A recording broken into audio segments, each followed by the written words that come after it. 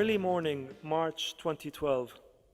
My mother, my wife Diana, and I were sitting in a row of seats that were bolted to the tiled floor of a lounge in Cairo International Airport. Flight 835 for Benghazi, a voice announced, was due to depart on time. Every now and then, my mother glanced anxiously at me.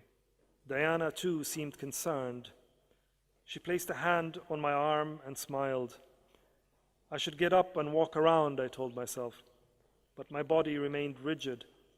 I had never felt more capable of stillness.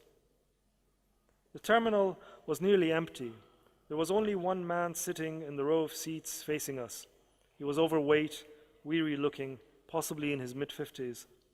There was something in the way he sat, the locked hands on the lap, the left tilt of the torso, that signaled resignation. Was he Egyptian or Libyan?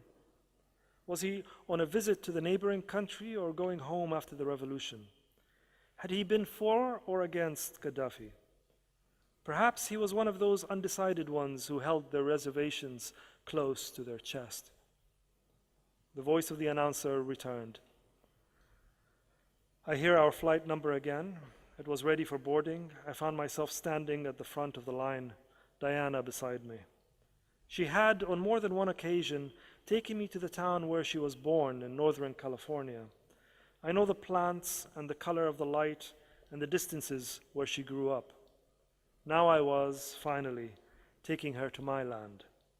She had packed the Hasselblad and the Leica, her two favorite cameras, and 100 rolls of film.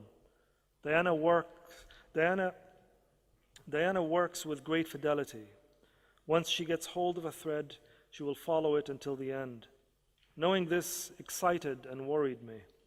I'm reluctant to give Libya any more than it has already taken.